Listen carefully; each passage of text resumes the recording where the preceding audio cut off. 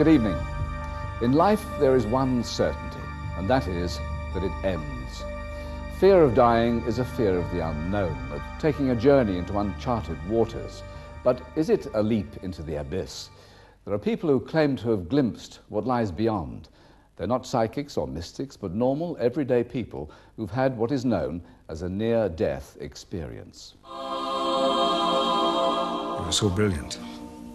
A feeling of love, joy, knowledge, superb. And off we went. The fact that it seemed likely that I was going to die in a strange country, away from family and friends, was totally unimportant. In some ways, it was a rather wonderful experience because it brought about such an enormous transformation in my life. I felt some peace and contentment. I seemed happy after all the noise and the explosions and the flames and the sparks I'd gone through. It was so peaceful. The near-death experience is a phenomenon that has been widely recognized for many centuries. When people who've been on the brink of death recover, they report remarkably similar experiences. Neuropsychiatrist Dr. Peter Fenwick is Britain's leading clinical authority on the subject. I've studied over 400 cases, but at the moment I can't see a satisfactory scientific explanation which really explains the data. At the age of 17, David Whitmarsh was in the Navy, serving on a frigate in the Far East. Part of my duties was testing sockets.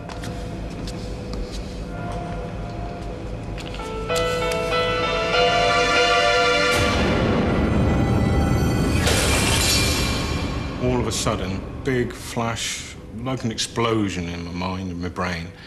And I realized that I'd taken the full 415 volts.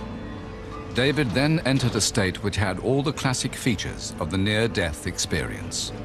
You become very frightened, and then suddenly you're transfused by calmness. And then you start to lose consciousness. I felt myself in a beautiful darkness. It was lovely, peaceful. I began to go down a tunnel. The tunnel you usually float down, it's black. Then you see a speck of light at the end, and you float towards the speck of light, get bigger and bigger. And as you enter it, you enter into a feeling of universal love and compassion. I found myself standing in this beautiful yellow cornfield, and I appeared to be wearing a blue gown. And then I saw from the corner of my eye what appeared to be a train on the horizon. But then I felt myself going towards the train, moving towards it as though I was zooming into it. There seemed to be figures in the train. I couldn't see their features, they were misty, shadowy. And they appeared to be beckoning. And all of a sudden I was in the train. I was sat there with them. It was just a babble of excitement, happiness, contentment. And then my happiness appeared to be shattered. I felt a pressure on my shoulders. I couldn't understand what was happening. I wanted to stay here. And for some strange reason, I felt myself going up, yet I was being pushed down. Within what appeared a few seconds, I was back on the deck of the ship again. I was so angry. I just didn't want to leave. I just wanted to go back. What baffles scientists is that David Whitmarsh, like many others, has a precise memory of his near-death experience, even though he was unconscious. An unconscious state is when the brain ceases to function. For example, if you faint, you fall to the floor, you don't know what's happening, and the brain isn't working. The memory systems are particularly sensitive to unconsciousness, so you won't remember anything. But yet, after one of these experiences, people come out with clear, lucid memories. It was so clear, concise. It wasn't mixed up like a dream or an hallucination could be. It was the same as I'm talking now. Now, this is a real puzzle for science, and I have not yet seen any good scientific explanation which can explain that fact. One theory is that the near-death experience is simply a function of anoxia, the condition when the brain is starved of oxygen. Alan Pring is a former Royal Air Force pilot who knows what it's like to be without oxygen. I was rather stupid, and I went far too high without oxygen. You get lightheaded, euphoric, and nothing seems terribly important. But Alan has also had a near-death experience which he recalls with absolute clarity. He insists it's quite distinct from the mental confusion of oxygen deprivation. It's there, like no other memory. It began during a routine operation. I knew that I was dead. I wasn't bothered. And I felt as if I was waiting for something to happen. And it did.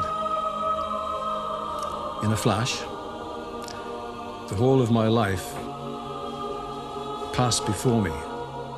Everything that I'd ever done, ever thought, ever said was there. And I floated off through this darkness and drifted down into a large, very large room. And in each corner, there was a figure. They all seemed to have like a monk's cowl, and they all had their faces turned away from me. And then they started to ask me questions. What do you regret about your life? I suppose the times I've hurt people. What is the most important thing you've learned?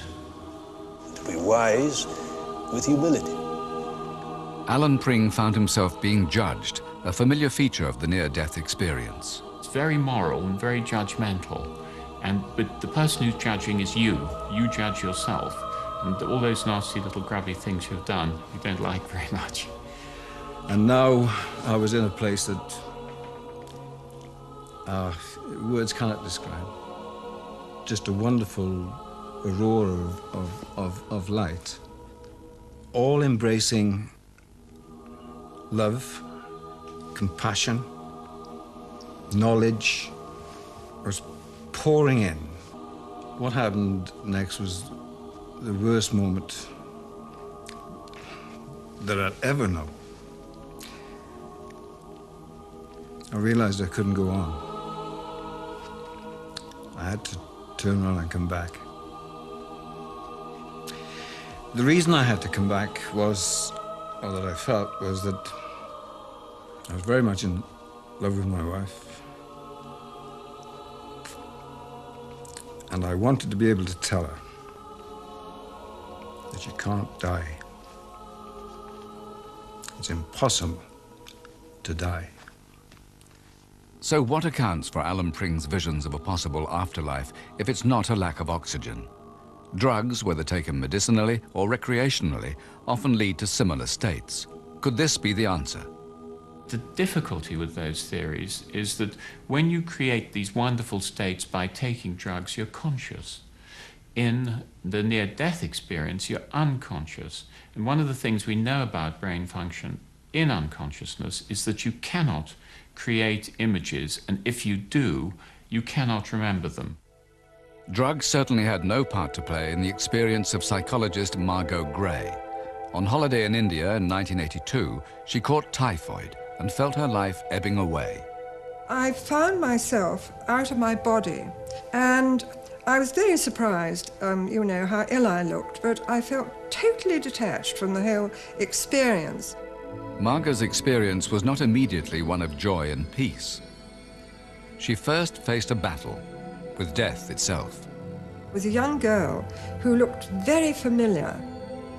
In a curious kind of way, it was rather like a doppelganger experience. It was rather like looking at myself at that age. And I looked on the other side of the pool, and I could see this dark, murky patch on the bottom of the pool. And I knew that it was a dead body without being told, and I didn't want to go over, but somehow I was compelled. It came up from the bottom and grabbed me in a vice-like grip and started dragging me down. And just as I felt I couldn't hold on any longer, I did actually. Just my head came out of the water. And with my free arm, I said to it, "Oh, no, you don't." I said, "You have no power over me. I'm stronger than you are." And with that, it let go. And at that moment, I found myself back in my body and in my bed. But the extraordinary thing was, at that moment, the temperature broke. And after that, I started to make really quite a speedy recovery.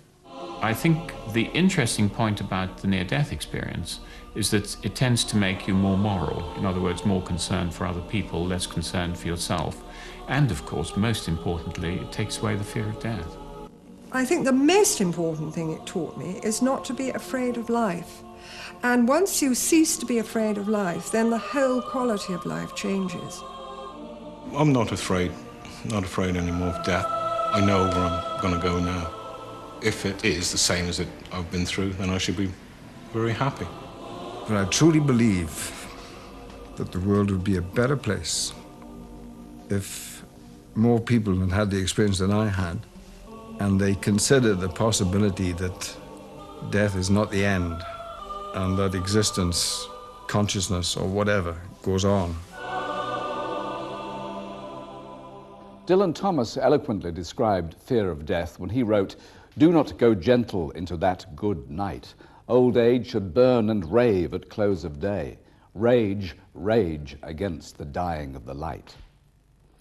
Well, whatever actually happened to our witnesses in near-death encounters, they now have no fear of the dying of the light. In part two, the hoax aboard a World War II bomber that takes a chilling twist.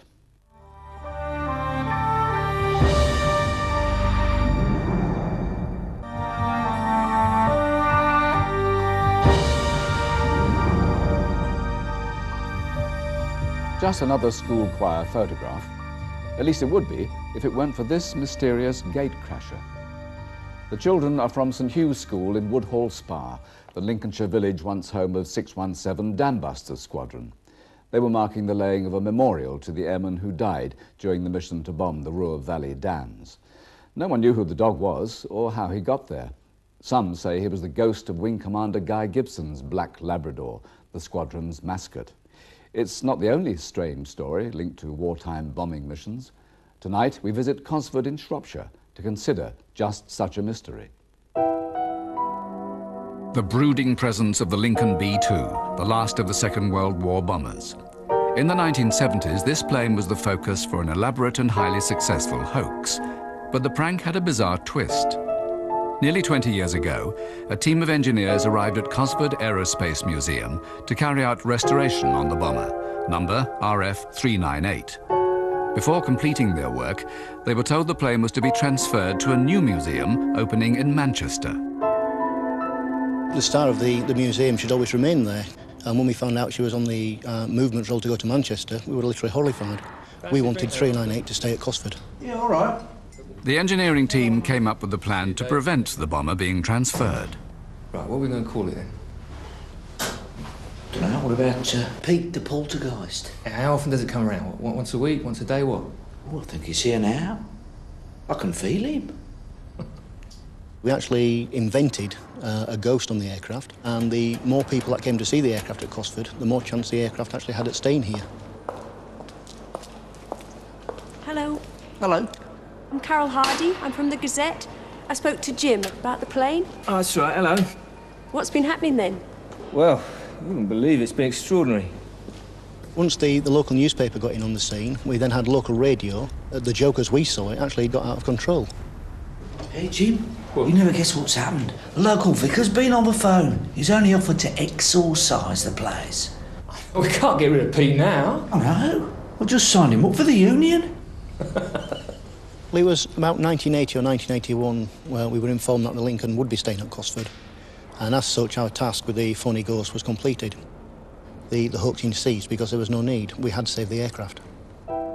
Today, the plane remains at Cosford. Of course, we've discovered now that the so-called hauntings were a hoax, but there is something we can't account for. The plane has become the centre of a new mystery. For 9 years, paranormal researcher Ivan Spenceley has been investigating a series of unexpectedly strange noises in the bomber. I decided to do some sound recording, so I placed a microphone near the radio operator's position and set the machine running, and the hangar was evacuated. Ivan returned to the hangar and played back the tape.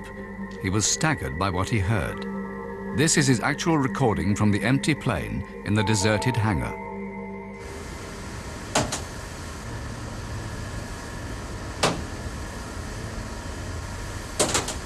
The first recordings I made here, I didn't know whether it was the sound of the hangar changing as the heat of the day left the building. I really wasn't sure, and I didn't know what to make of them. What I needed to do was do some more recording and also observe the natural ambience of the hangar. During his many visits to Cosford, Ivan has always meticulously ensured that nothing can contaminate his recordings. I seal all the outer doors with a strip of paper which I sign, and if that paper's broken, then I know somebody has gained entry. But since I've been doing it, I've never found any broken seals. To ensure the sounds aren't caused by faulty equipment, Ivan uses several different recorders and microphones. When the time came to publicise his findings, he invited Radio 4 producer Gwyn Richards to join him for an all-night vigil on board. It was about midnight, and we'd been sitting there for some time. I looked down to the rear gunner's compartment, and I thought I saw a pinprick of light. I nudged Ivan and said, "Can you see what I can see?" And he said yes. And this tiny pinprick of light by this time seemed to have been getting nearer, and it was moving slightly from one side to the other. And we looked at each other, and we thought, well, we did see it. After making a radio program about his experiences on board the plane, Gwyn received a sackful of letters. I mean, there is no explanation, really, but one letter only at the end gave me something which I thought was possible.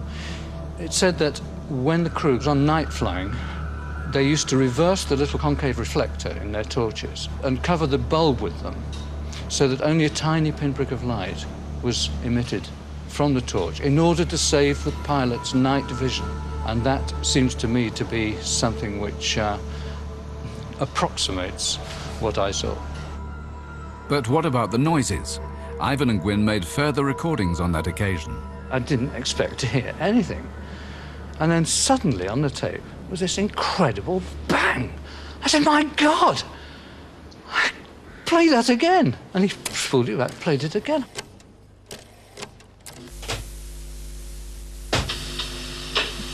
Well, this is absolutely ridiculous. I just don't believe it, but it's there. Also on the tape was a sound that Ivan's recorders had not picked up before. This is the actual sound.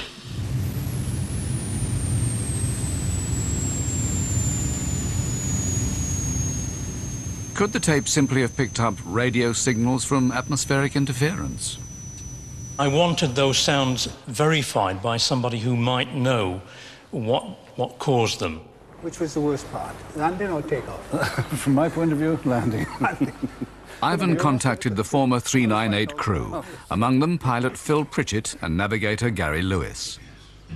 We climbed aboard and took up our positions. I was a pilot, so I took the captain's seat. Gary was up in the nose in the navigator's seat, and we went through all the drills that we have to do before we start flying.